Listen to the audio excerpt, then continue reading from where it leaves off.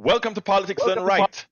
I'm Egberto Willis, your host. Good morning, Houston. Good morning, Harris County. Good morning, Texas. Good morning to the United States of America. And of course, good morning to the world. I trust that all are doing very well. I trust that those of you on the road are being safe as you travel to your loved ones to celebrate Turkey Day. I trust that you will make whatever you claim or whatever you name this celebration to be, that you'll have a good time with family and friends. Don't forget, talk politics over turkey. Everybody's going to tell you, don't talk politics this weekend when you're with your family. I say talk politics. There's a good way to do it, there's a bad way to do it, there's a loving way to do it. Anyhow, before we get into all of that, let me go ahead and say to the great folks inside of the control room, good morning, geniuses. How are you guys doing this morning? Geniuses are here. Well, where? Well, we're sitting in seats Okay. in front of a mixing board. Is that what we're doing? Yeah. I'm just sitting here being grateful for the fact that the tin cans and string held up this morning and I didn't have to go to the transmitter in the freezing cold. Well, it's not freezing cold, but you know what I mean. Not freezing. You're a little melodramatic there. Yeah, that's true. That's true. Hey, you know what, Egberto? Yes, sir. We have the Galveston transmitter on now. Yes. 89.5 is back on the air in Galveston. So we have to say this is KPFT Houston, FM 90.1, and the repeater in Galveston at 89.5 Galveston. I love hearing that. I love hearing that. Are we getting any more transmit? Now that you are such an expert in installing our repeaters around the Houston metropolitan area, now Galveston, do we have transmitters coming up anywhere else? We're going to take over the entire world. We're going to start by putting one in Phoenix, Arizona. Translators everywhere. That's right. Then we're going to go to the West Coast, the East Coast, the North Coast, the South Coast. We're going to Brisbane, Australia. We're going to make border broadcast into Mexico. Works for me. So polish up on your speech there, Jack. All right. Buenos dias. Wait, before Jack comes in, you were about to sound like John Dean, not John Dean, Dean, the guy who ran for president. When he screamed, you remember that good old scream? We're going to Texas, we're going to Arizona, we're going, yeah. Yeah, well, he lost. He didn't go anywhere. He went back home. Wait, what is his name? Not John Jack. Dean. Okay. Oh, I don't know. I know who you're talking about, but I can't think of the name right now. All right. Well, Jack has some wisdom for us today, and I don't. So here we go. A little Thanksgiving blessing, a time together with family and friends, carve the turkey, listen to the Thanksgiving Day Massacre with Arlo on KPFT 90.1 in Galveston 89.5. Watch a bit of football, relax with your beverage of choice, and when you're talking politics, try not to start a fight. Remember, you love your family, so be grateful and giving to all and enjoy. Well, Jack, you just do politics done right, see? Oh, yeah. That's how you do it. And their family members won't be stringing you up to the tree out in the front yard. Yeah, Egberto has a talent. There you go. Hey, you know what's so funny, guys? I mean, I'm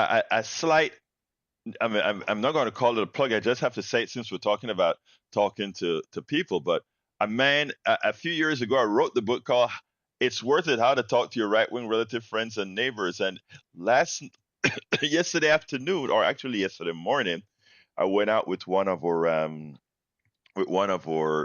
contributors here to KPFT. It's a guy that says, I'm giving. We're going to go have some coffee, etc., etc.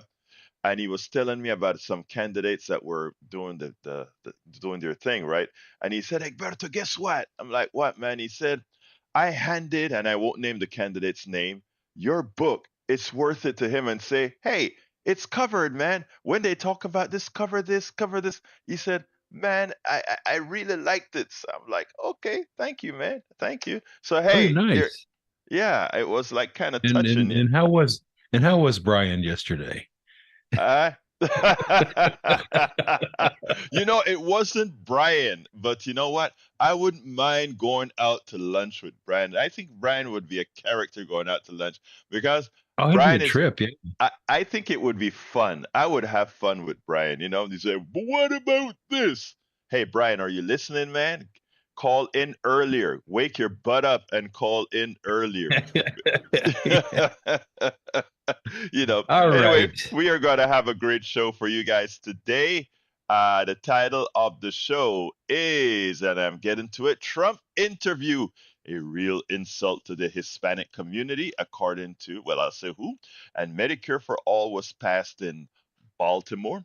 And should we be saying no to hydrogen energy? Well, depending on how it's gotten, hydrogen. Look, well, let me give you a subtitle first. The former Univision president said that the Trump video was an insult to Hispanics. Baltimore endorsed Medicare for all and no to hydrogen for green energy. And Alistair Waters is in the house in our chat. Good morning to our beautiful Alistair Waters. Anyhow, folks, you know what? I'm going to start there just because I kind of teased you with that hydrogen thing. Well, it turns out the story on climate from Common Dreams. Let me tell you, uh, we have to, those of us that are capturing our news, and the New York Times, the Washington Post, uh, ABC, CBS, NBC, I give them as the mainstream media a hard time. But I want to digress a bit to tell you what I do because the other day, I was talking about mainstream media with my daughter, and my daughter said, "Yeah, Dad, I agree. You can't really listen to the media. In fact, I get a lot of information. This is my daughter. I get a lot of information from TikTok." And I said, "Yeah." I said, "One thing though, do you kind of like validate the information from TikTok?" Says when it's something important, like you hear things about Israel, there's this whole storyline on Israel, this whole storyline on going on West Africa right now on resources, etc. And if you go ahead, what you find is a whole lot of professors now, they have Twitter, not Twitter, TikTok channels, and they give a lot of history and a lot of things they say. They can't say at the University of Texas or at A&M University or anywhere else, right? So the one thing I asked is, do you corroborate your information? And she says yes. When she sees something and it touches her, she goes ahead and says, "Wow, I didn't know that." Goes ahead and research it, finds out that it's true because all the information is out there. So I give a hard time to the mainstream media, but first of all, I want to say that all these media, mainstream media places, all of them, including Fox News, all of them have within their bodies good reporters.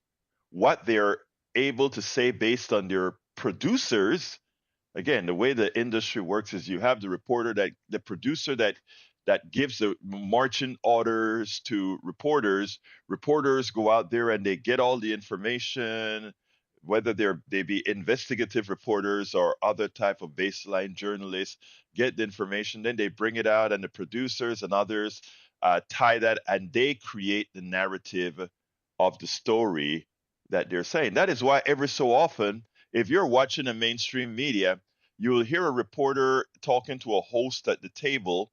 The host may be in the studio, the reporter in the field.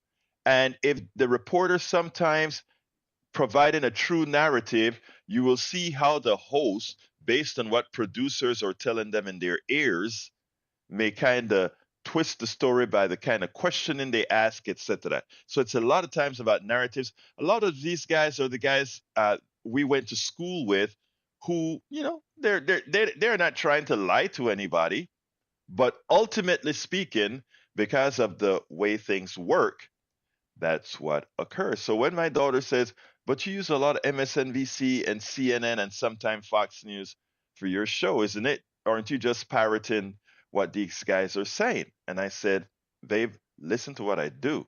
I I take the stories, which again, most of the times, these guys are trying to do something. I mean, I don't think they're trying to be overtly bad or anything like that.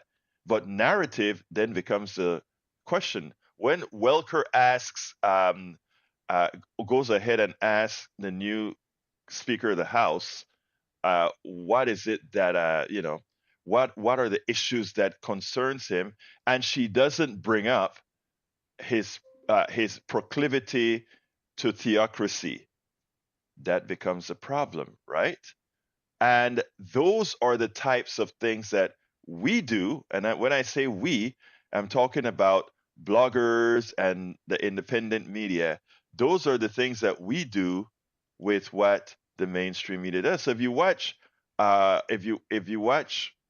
let's say, Open House, or if you watch TYT, or if you watch any one of these independent type medias, what you find is that is what you do. Independent media doesn't have the money to go ahead and hire reporters all over the world to cover stories. So the expectation is that out of what's reported, you can, and not only that, since you're using many sources, you can finagle what the truth is based on the kind of coverage that you're getting. And that's what we do. We take a lot of the news out there, put some logic onto it, and then present it based on not only our experiences, but based on the physical numbers and actual things that we can see. So that's the answer there. But anyhow, so climate group warns world must not fall for the hydrogen hype. I've picked up this story at Common Dreams, and to put that into context is what I was saying, why I love Common Dreams. It'll take the stories and do exactly right. It not only applies the what I call the progressive narrative onto it, which means an objective narrative with a slant towards we want to move forward, but it also tries its best not to miscalculate the information. So anyhow, climate group warns world must not fall for hydrogen hype. Rather than betting on unapproved and inefficient hydrogen technologies, we need rich countries to put their money towards a just energy transition, said a Friends of the Earth campaigner. So here it goes. Amid preparations for COP28, the United Nations Climate Summit kicking off next week, a leading green group warned Tuesday that hydrogen is big polluters' latest trick, and we can't afford to fall for it. Anytime you see an oil company jump onto something that they can claim is green energy, hey, hold your horses. Let me just digress a minute and talk a little bit about hydrogen. Hydrogen is our simplest element on the planet. One one atom, or rather one electron, one proton, and depending on the isotope, it can have different flavors of neutrons, etc. Okay, what determines an element, what a substance is how many protons it has. Okay, so it's a light chemical. It's a very, very, very explosive chemical or element. Why? Because it's a valence one guy. It only has one thing, so it's wanting to hook up with a lot of other things. That's just how chemistry works, right? So the hydrogen wants to hook up. So when you burn hydrogen, the great thing about it is it doesn't give off CO2 when you burn hydrogen. Its output, in other words, when you burn carbon, the output is carbon plus oxygen, CO2, which is a warming gas. When you burn hydrogen, it's combining with oxygen too. But guess what that result is? Water. So you burn hydrogen in a car, your ultimate result is water. So what's going to happen when if you have a bunch of cars burning hydrogen is humidity, right? Because you're going to let go a lot of steam. or actually, I should say water vapor. You'll let go a lot of water vapor when you burn a hydrogen. So that's it. That's what's cool about it. There's another story about water vapor, whether water vapor can be considered a warming gas or whatever, but that's for another day. But I just want to give the chemistry to understand why people call hydrogen a green fuel. The problem is, how do you get hydrogen? Hydrogen is being promoted as from the story again, hydrogen is being promoted as a clean alternative to fossil fuels used for domestic heating, transport, and heavy industry, explains the new friend of the Earth International paper. Don't fall for the hydrogen hype. Put on put out ahead of the global climate talks, but it's expensive to produce, inefficient, and far from a low carbon solution. Wait, hydrogen doesn't have any carbon? How the hell are you talking about carbon and hydrogen? In fact, the majority of the global hydrogen supply is made how? From fossil fuels. An energy carrier, hydrogen stores and transport energy produced from resources such as biomass, fossil fuels, and water, but FOEI says industry promises of hydrogen's potential should not be trusted. Hydrogen, just like the fossil fuels and other false climate change solutions pushed by that same industry, further reinforces neo-colonial patterns of extractivism and exploitation. The group's paper begins by debunking the hydrogen rainbow, citing the International Energy Agency. It states the following. Globally, more than 62% of hydrogen production is derived from fossil gas, known as gray hydrogen, blue hydrogen when coupled with carbon capture and storage, or turquoise hydrogen when produced from methane pyrolysis. About 21% comes from coal and lignite, black and brown hydrogen. 16% is produced as a byproduct at refineries, 0.5 derived from oil, whilst only 0.1% is produced via water electrolysis, green from renewable electricity, purple, pink from nuclear. I don't know if you guys remember that thing in high school where you put water in two tubes and you pass electricity through the two tubes that have a slight electrolyte in it, and you produce oxygen in one tube and you produce hydrogen in the other tube. I remember that, and then we'll burn the hydrogen to show that it was hydrogen. I remember that experiment that we used to do back in Panama in the school, just to show what electrolysis was all about. But again, to do electrolysis, which is not how most hydrogen is produced, still requires an energy source. That energy source, even if it's green energy, the problem is you're using one energy source to separate hydrogen from oxygen. And the question is the amount of energy that you put into electrolysis, does burning that hydrogen back into water create more energy or less energy than what was used to put it in? Conservation of energy applies, folks. Conservation of energy applies. While some groups support green hydrogen, critics, including FOEI, emphasizes that along with being incredibly uncommon, it demands huge amounts of cheap renewable energy to function, rendering the process highly inefficient, and requires vast amounts of water, an increasingly rare and precious resource that shouldn't be wasted. Let me say one thing, though, that I wish the article would sort of put more statement on, right? Because here's the reality. What is a battery? A battery is a way to store electricity, right? You store electricity in a battery. In some batteries, that's a chemical reaction that goes on to save that electricity. If you have a lead acid battery, you get a chemical reaction that is reversed to produce electricity from, your car. When you're charging your car battery from your alternator, it's pushing electricity into that lead acid battery. It is changing the chemical behavior of the lead in reaction with sulfuric acid to create the battery. Guess what? In this respect, electrolysis is a battery, right? It's creating hydrogen to store what electricity wasn't, used or whatever. So I mean, there are ways that we can say we use excess electricity produced by green energy in high performance times that we could consider the creation of hydrogen nothing more than a battery, right?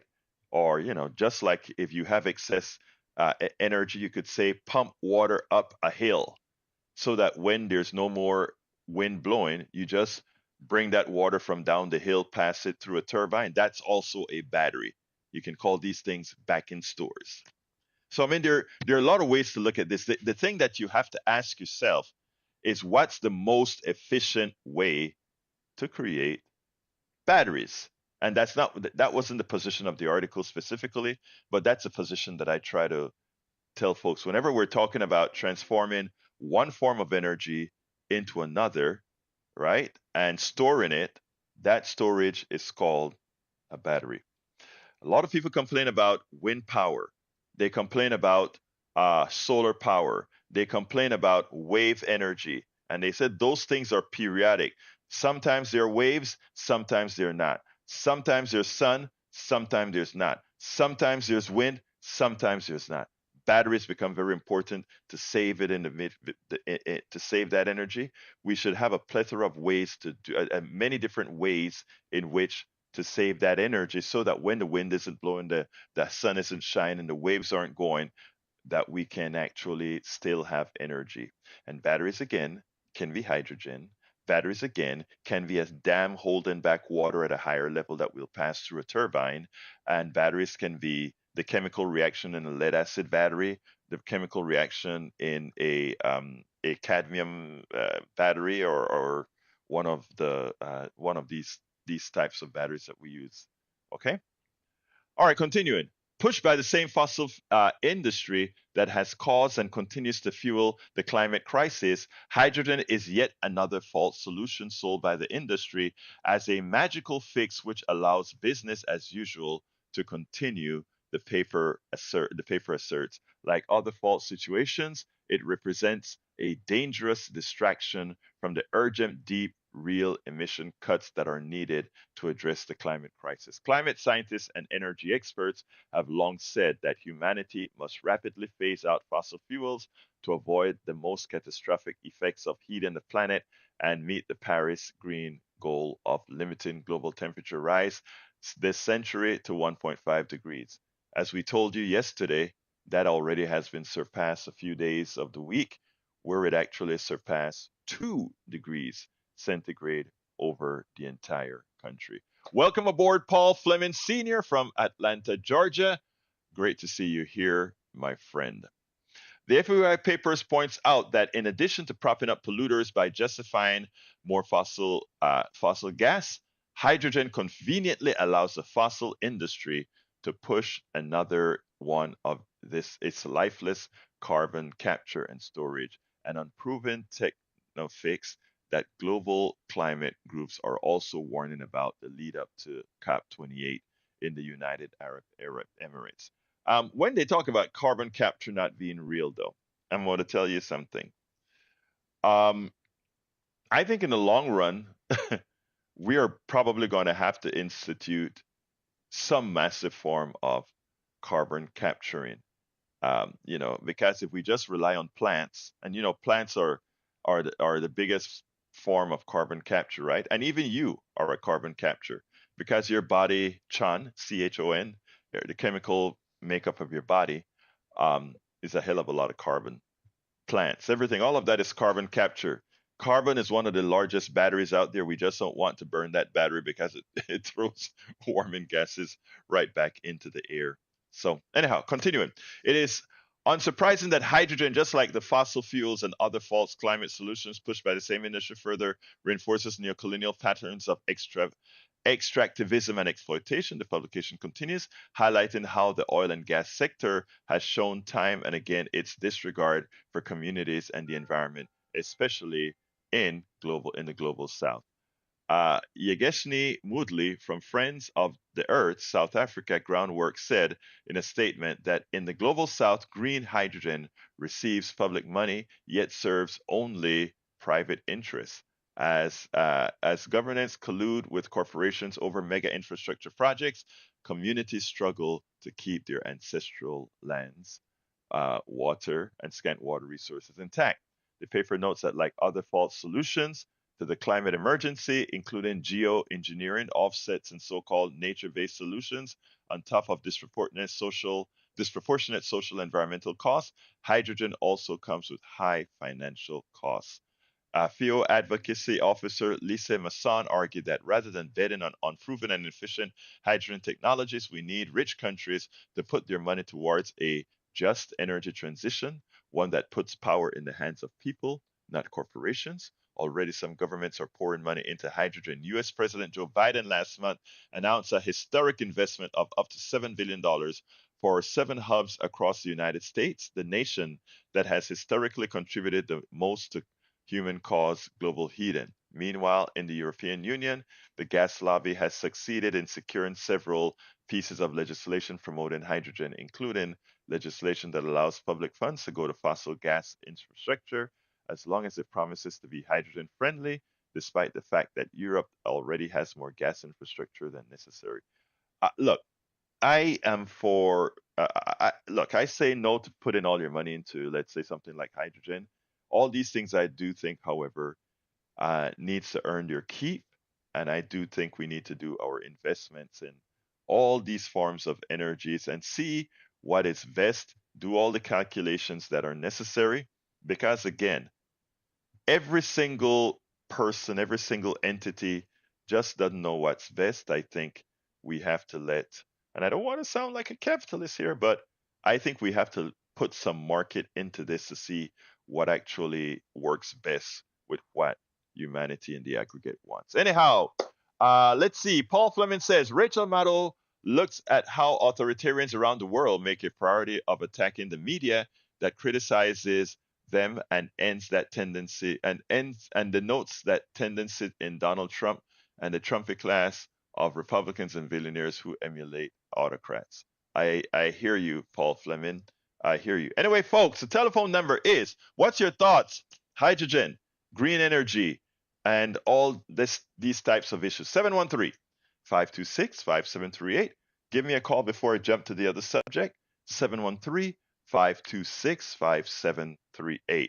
Give us a call early, folks. Don't wait till the end of the show because we then try to rush you off. 713-526-5738. I would love to stick on this a bit longer because I know I've been getting in the chats people who sometimes complains about my good car, my I can get so much more out of my fossil fuel gasoline burning engine, internal combustion engine. It's here to stay. Give me a call, 713-526-5738 with your comments. Please don't wait till the end. If you're on the road, just voice it out and say, hey, call 713-526-5738. Before I go to the next subject, I just want to give you guys a FYI. I have prepared last night, worked too darn late, didn't get my exercise in because I had to get some programs to our expert in the studio, El Senor Howard Reynolds. So I was fixing up the programs for Thanksgiving and the programs for the day after Thanksgiving. And I want to tell you, those are some programs that you're going to want to listen to. The first one is with William Bronston. William Bronston is going to talk about his experiences in New York in a particular institution and how the system has worked and why it is that we need Medicare, something like Medicare for all. Yeah, Medicare for all, some people, because it has the name Medicare in it, don't like it, so we call it healthcare for all. Why we must have healthcare for all, why it is more efficient. I mean, it's going to be a different perspective that I think you're going to want to hear. We're also going to talk once more again about Medicare Advantage. A great article that was written by Just Care President. I can't recall her name right now, but Just Care President. I did an interview with her last year, and I think you're going to like what we referenced about a new article that she wrote, pretty much saying the same thing we've been talking about on this program for several years. Don't go to Medicare Advantage if at all you can avoid it. Stick with standard traditional Medicare. We go over that in detail with I think it's a 15 or 20-minute segment, and the segment with Dr. William Bronston is about a 35-minute segment. So you're going to want to listen to the show tomorrow. And likewise, we have, of course, Dr. Richard Wolf on Friday. Richard Wolf is going to, anytime I call him up, I tell him, hey, I want between a 20 to 27 minute or so interview, because that's sort of the length of the interviews that I like. And by the time it's all over, many times it's over an hour. We get into talking and shooting, and then then it takes time to cut it down. But anyway, this one I got down to 56 minutes with Dr. Richard Wolf. I think you are going to love it. So please remember to tune in on Turkey Day, and remember to tune in on Black Friday, the day after Turkey Day. You're going to enjoy these two programs. Guaranteed, it's not going to be just me talking. It's going to be these guys giving you some good info. And next week we have another group of interviews. I think I'll put those in next week as well. We'll see, depending on on timing, etc., etc. But I think you're going to like those programs. Anyhow, 713-526. So that's a heads up on the programs that we're having tomorrow and Friday. But give me a call now, 713-526-5738. Would love to hear your voice, would love to hear your input, would love to hear your thoughts. 713-526-5738. These last 2 days, we've had quite a bit less calls, and I think it has to do with the holidays. 713-526-5738, because the phone lines are not very busy. You'll get on right away. Paul Fleming is typing away in the chat, and he says, Social Security sends checks to over 66 million Americans each year. That includes nearly 9 million people who receive Social Security disability benefits and almost 6 million people who receive survivor benefits. Who agrees that's a system worth protecting? We all agree that's a system worth protecting. And we all know that the new Speaker of the House is pretty much Mike, is pretty much into, he's forming a commission now, Paul, where he is going to try to save money. Good old Mike Johnson is going to save money on Social Security, the same way insurance companies save money giving you less care. What do you think they're up to? What the hell do you think they're up to? All right. Paul Fleming also says your periodic reminder that when multi-billionaires take control of our most vital platform for communications, it's not a win for free speech, it's a win for oligarchy. And you're absolutely right about that. Paul Fleming also says, how MAGA and the oligarchy feed off each other. 1, the oligarchy's objective is to hoard wealth. Number 2, it uses MAGA to stoke hatred and divide.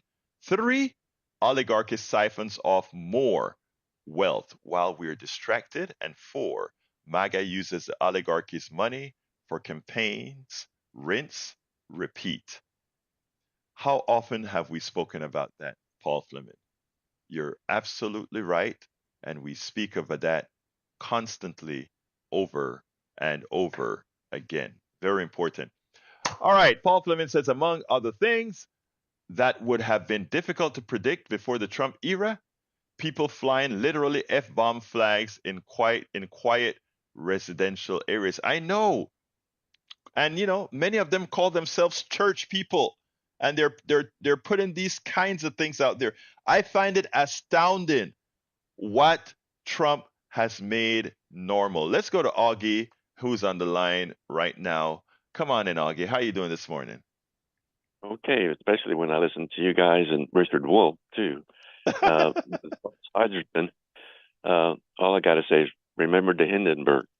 Yes, hydrogen. Exactly. That's one spark, and the whole ship came down.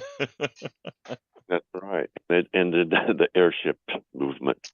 Yeah, I remember well. The thing about it is, look, it's like I said in the beginning of the show, it's one of those one valence elements, which means it is highly chemically active, and that is explosive, almost like magnesium, right? I think magnesium is a one or two valent type element where Yeah. it's always ready to react. And it's really hot when it does react. Yes, yes, yes, yes. Anyway, what's up, Augie? What do you have for me this morning? Know about the election and your votes count. And like I said, if Hillary had been elected, we would not have had those 3 Supreme Court judges. And I guess that's about it for today. Yeah, well, look, Augie, thank you very much for that. I want to reinforce on what you just said. Hillary lost the election, Augie, not in popular vote, but in 3 states: Pennsylvania, Michigan, and Wisconsin. Okay? And the sum total of the votes that she lost the election by was something on the order of 80,000 votes. In the total amount of votes cast, inconsequential. But think about it. Think about if Hillary did a little bit more work in Milwaukee. Think about if Hillary did a little bit more work in Detroit. Think about if Hillary did a little bit more work in Philadelphia. She would be president. We would have had 3 new Supreme Court judges biased towards moving forward, the progressive mantra. That simple thing changed American and world history. So the importance of your vote could not possibly be understated. But Augie, I have another number to tell you. Hillary lost by 80,000 votes in the Electoral College, right? Guess by how many votes Biden won in the Electoral College? Can you guess? How many? 40,000 votes. 40,000 votes. So Trump has less to pick up than does Hillary have had to pick up to win an election. That's how crazy and undemocratic our country is. Had Wisconsin, Pennsylvania, and Michigan switched by 40,000 votes, we would be talking about President Trump's second term. In other words, Biden won by less votes than Hillary lost. That's a crazy scenario that should have us concerned as hell with making sure we get everybody out there to vote. Because Biden also won. Think about this too, my brother. Biden won by 7 million votes, while Hillary won by 3 million votes. Biden won by 7 million votes. And still, we could have had a President Trump losing by 7 million votes, but winning the Electoral College. It's crazy. Thank you very much for calling in. Anything else, my brother? In Electoral College, one more thing. There was a guy that voted in Electoral College, and it was a Democratic district, but he voted for Trump. Yeah. He went against what he represented, the people he represented. And I wonder if there was any more besides him. And he admitted to it. Well, it's interesting because the way it works in the Electoral College is all the votes, except for 2 states. I think that one state is where there are 2 states in the country where the state gives permission for the Electoral College to be split. One is it's a red state. I can't remember which state it is that splits the vote, and I think the other one is Maine. That the winner of the state doesn't get all the Electoral Colleges the votes, but all the others, I think by state law, the winner of that state gets all the Electoral Colleges from that state. But again, it's a completely ridiculous way to run a country. But what can I say? The founding fathers wanted to make sure that there was a way that they could. Well, we'll go into that another day. Thank you, Augie. Yeah, thanks. Let's go to Tag. Come on in, Tag. Good morning, Edberto. How are you doing, sir? Great, thank you. How about yourself? I am doing fine, sir. Happy Turkey Day tomorrow. Thank you. We haven't found those 29-cent turkey yet, though. I don't know what happened to that, but I hear you, man. Talk to me. I just heard you talk about green hydrogen, Yes. and from what I've been reading, there are several different colors attributed to hydrogen. Yes. And what I understand, the green hydrogen is made from wind or solar.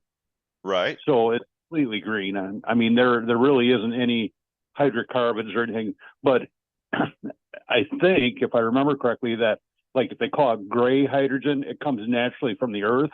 Yeah. And like blue hydrogen might be made from natural gas. So I think it's important to remember that when we're talking about hydrogen, it's not necessarily carbon free all the time. They sometimes will use carbon to produce hydrogen, and but green hydrogen obviously is the best because it's made from wind or solar. So Did you hear me? Did you hear while I was talking from the beginning, or did you come in the middle of the program? No, I heard you from the beginning. Okay, because there is one. The reason I'm saying that, and I'm sorry to interrupt. I want to read a paragraph for you because Go ahead. it goes as follows. Globally, more than 62% of hydrogen production is derived from fossil gas, known as gray hydrogen, blue hydrogen when coupled with carbon capture and storage, or turquoise hydrogen when produced from methane pyrolysis. About 21% comes from coal and lignite, black brown hydrogen, and 16% is produced as a byproduct at refineries. 0.5% derived from oil, whilst only 0.1% is produced via water electrolysis, green from renewable electricity, purple pink from nuclear. So those are the colors you're talking about. Exactly, and I appreciate you mentioning that because there are a lot of different colors attributed to how it's actually made. And the great thing is Denmark, who is a world leader on green energy, and they use their wind especially, but solar also, to make hydrogen when they have excess electrical power. Right. So the hydrogen ends up being like a battery almost, where you can store the extra energy that you captured through your green power. So I think it's real important to understand, how these things work. If we were like we are with hydrocarbons, like now gasoline and whatever, we would be having to produce a lot of hydrogen, via another mode other than just wind or solar. So what I wanted to say too is that just think of the guy, with a horse and buggy and his buggy whip, which but what he would have been saying about the prospects of being able to power everything with hydrocarbons and gasoline. I mean, it would have been, people would have been laughing like crazy, that, oh yeah, you're gonna make an economy based on this. It'll never work. But we are in a transitionary period, and I think we'll always be depending on hydrocarbons to some degree or another. But there's new and better things coming, and I think that in order for us to make that transition, there has to be some demand. Somebody's got to be building these things, like Tesla, or somebody's got to be making these things to, usher in the new system. So also, Tag, that is where government comes in, right? A corporation, and nothing against the corporations.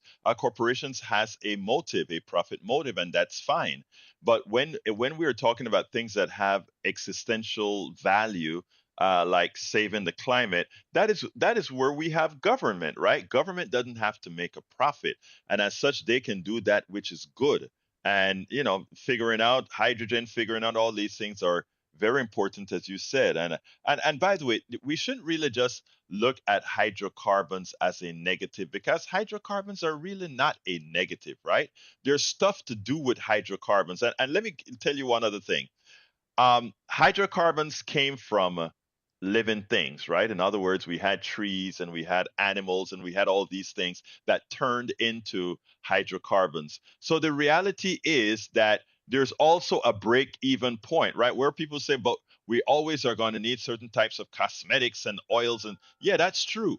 But what we want is to find that balance, right? Where as we use more hydrocarbons, it is taken right back out of the air through the different processes that we have, growing up plants, growing up animals, growing all, it's all one a cycle. It's actually, believe it or not, it's called a carbon cycle, right? And what we have to do is reduce the carbon cycle, the excess carbon cycle, and bring on the other renewables that we have. So, Tag, good point that you allowed me to kind of append to. Anything else you want to add, sir? Yeah, I just have to. I mean, I have an opinion about where the oil and the hydrocarbons come from. Mm-hmm. I know the standard is like, yeah, a dinosaur died in a pit and it become hydrocarbons. Uh-huh. But I know in LA, in LA they have a tar pit where they know that's fact. The thing is that the Earth's core, the magna, it's giving off heat, and it's also giving off smoke and whatever comes off from molten iron, And I'm of the opinion that a certain amount of our oil is formed in the earth that way rather than from plants and whatever. So I think if you ever walked into a cigarette smoker's house and seen all the oil on their walls and everything, or even in your kitchen, where you've been cooking, there's can be a lot of oil. We know that oil comes from smoke. So first, let me just say, I don't think that there's any objection to that. Look, it's a chemical, man. So there are many different ways in which carbon is going to be extracted or carbon is going to be placed. Carbon is just one other element on our great earth, So there are a lot of other processes that probably goes into it. So I don't see any reason to disagree with what you're saying. And in fact, I'm pretty sure you could probably find a paper on that. Yeah. There's some Russians that wrote a research paper on this topic, that the oil actually comes from the molten core of the earth and the heat and smoke that comes off it. But who listens to Russians anymore, right? No, well, actually, Russians are great scientists now. Look, all these, you have great scientists from every darn country, So, I forgot the guy that for a long time he had I think he had escaped and came to the United States. My mind is failing me sometimes. I used to remember all these names, and I don't remember all these names anymore. Like Howard Dean, I was trying to remember a few minutes ago, and it's like, oh God, I got to think about it. Oh, it's Howard Dean. Anyway, Tag, I got to go to Mitchell. Anything else before I run to Mitchell? If you want to remember something, don't think about it. That's the best way to have that. All right, Tag, you have a wonderful turkey day, brother. Take care. All right, let's go to Mitchell. Come on in, Mitchell. Hello, Egberto? Yes, Egberto hablando. Talk to me. Hello. I just wanted to make a comment, because yesterday, one of your special listeners, the one who we all love to listen to, Mr. Brian, he made a comment about the solar panel technology hasn't advanced, but then he said a comment about capitalism not being a threat.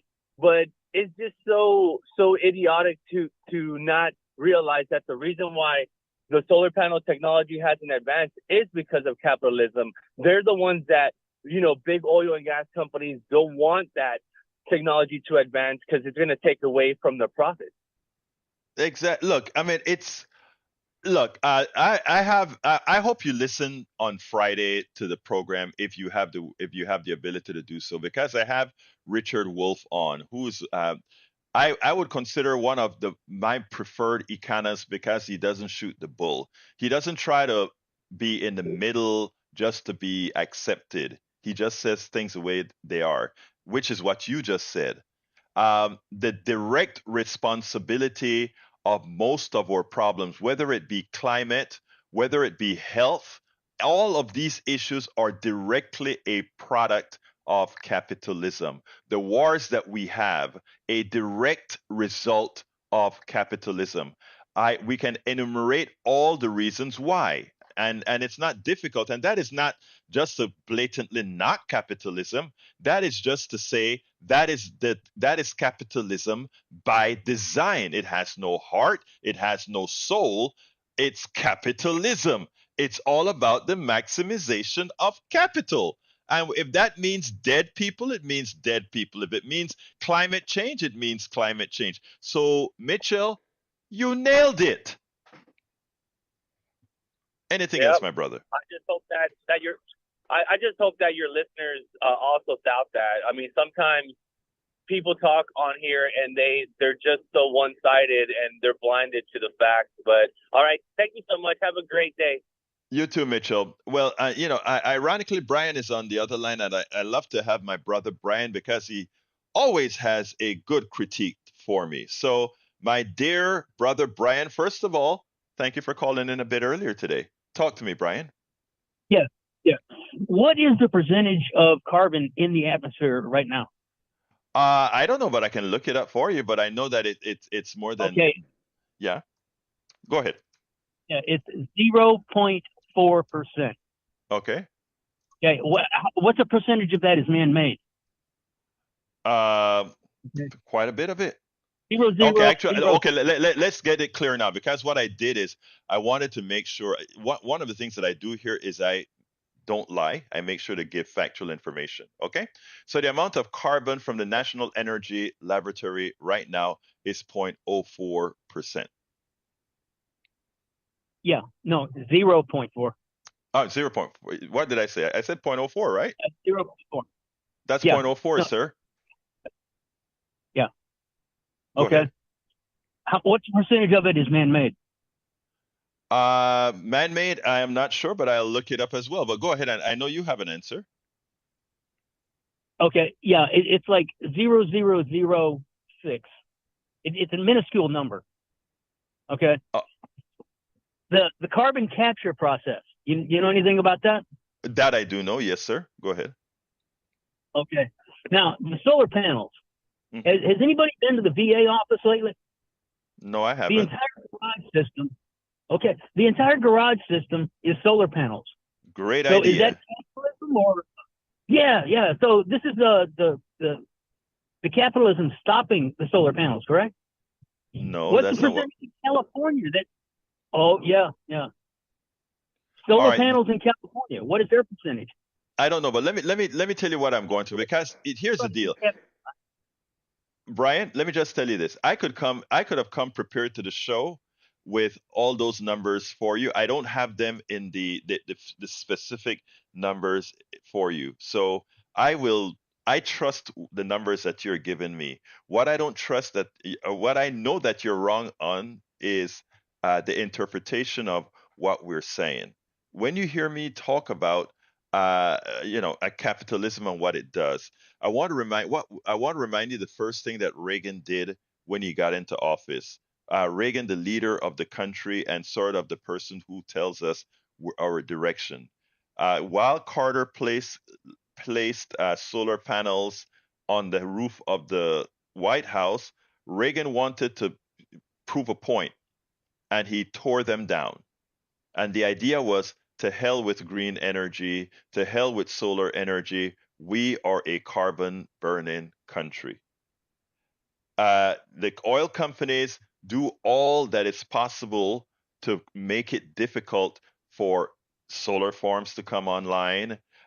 Many utilities right now, Brother Brian, you have to pay a fee if you want your home to be off grid with solar power. So that is where I'm talking about the many things that capitalism does to prevent things like the mass use of solar panels. I also gave you the story yesterday of the quotes that I received from companies for the same type of setup, from $90,000 all the way down to $30,000 for solar panel in my home. That's capitalism in action. What else would you like to say? Okay, what percentage of Texas energy source comes from wind power?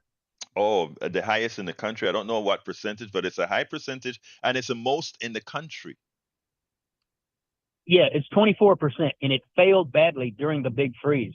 Okay, stop We were right there. without Whoa, power. whoa, whoa, whoa! Stop right there, please. Please stop. Please stop.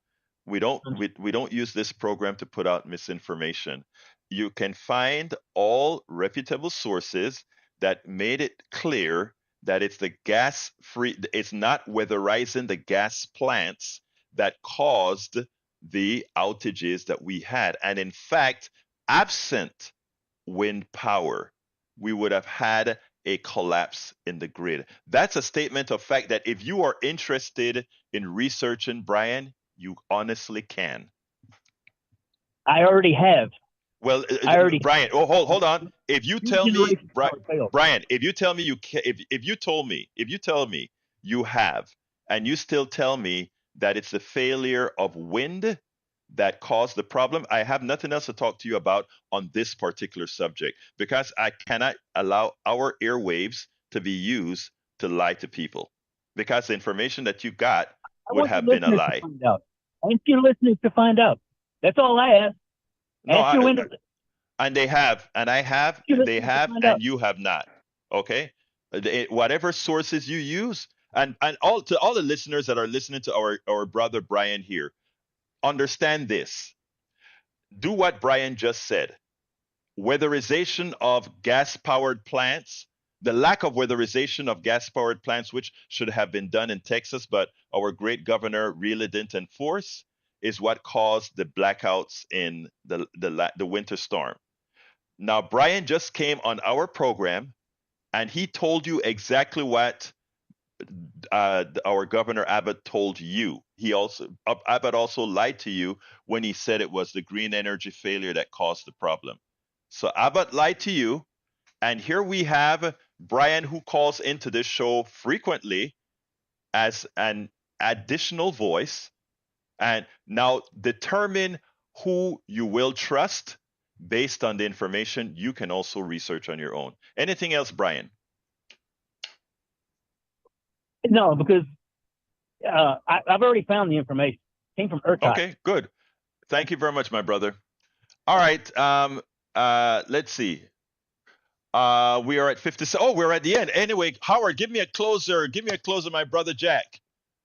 Well, it was a very interesting program, and I listened to it intently. Jack, what you got? A lot of big boats just ran on batteries. You had to be able to run your systems off batteries and inverters and stuff. People can buy off the shelf stuff to build a off-grid system. Absolutely. Anyway, folks, I thank the callers. Thank Howard and Jack. Happy Turkey Day. I got to get out of here. My name is Egberto Willis. This is Politics and Right, and you guys know how I end this baby. I am what? Out.